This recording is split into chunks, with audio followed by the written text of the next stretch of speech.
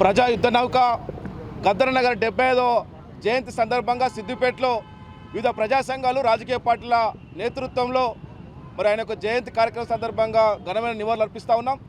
ప్రధానంగా తెలంగాణ ఉద్యమంలో అదేవిధంగా ఈ రాష్ట్రంలో తాడిత పీడిత ప్రజానికం ఎదుర్కొంటున్న సమస్యలపైన నిరంతరం ప్రజా గొంతుకగా ప్రజా ఉద్యమాలను నడిపినటువంటి ఒక మహోన్నత నాయకుడు గద్దర్ గారు.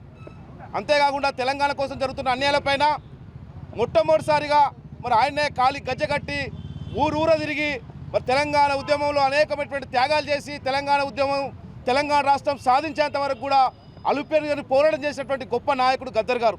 నిజంగా చెప్పాలంటే రాష్ట్ర ప్రభుత్వం గుర్తించి మరి తెలంగాణకు నిజమైనటువంటి జాతిపిత ఎవరైనా ఉంటారంటే అది గద్దర్ అని చెప్పి రేపు రాష్ట్ర ప్రభుత్వం కూడా గుర్తించవలసిన అవసరం ఉందని చెప్పి నేను అభిప్రాయపడతా ఉన్నాను.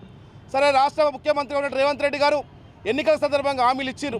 సరే, హామీని ఈరోజు నెరవేర్చుకుంటా ఉన్నారు. 75వ జయంతిని అధికారికంగా నిర్వహించడాన్ని మేము స్వాగతిస్తూనే తెల్లాపూర్లో కాకుండా హైదరాబాద్ నడిబొడినటువంటి మరి ట్యాంక్ బండ్ పైన ఆయన యొక్క నిలువెత్తు కాంస్య విగ్రహాన్ని ఏర్పాటు చేసి రాష్ట్ర వ్యాప్తంగా ఈరోజు అధికారిక కార్యక్రమాలు నిర్వహిస్తూనే మరి భవిష్యత్తులో కూడా ఆయన యొక్క విగ్రహాలను ఏర్పాటు చేస్తే బాగుంటుందని సముచితంగా గౌరవించినటువంటి పరిస్థితి ఉందని చెప్పి సందర్భంగా మరి రాష్ట్ర ప్రభుత్వం విజ్ఞప్తి చేస్తూ గత పాలకులు మరి గద్దర్ మరణాన్ని కూడా మరి అనేకమైనటువంటి రాజకీయ కోణాల్లో చూసిండ్రు. ఆయనే మండు టెండర్లో సైతం సెక్రటరీ దగ్గర పడిగాల్పులు కాసినా కూడా అపాయింట్మెంట్ పాలకులు గతంలో చూసాం.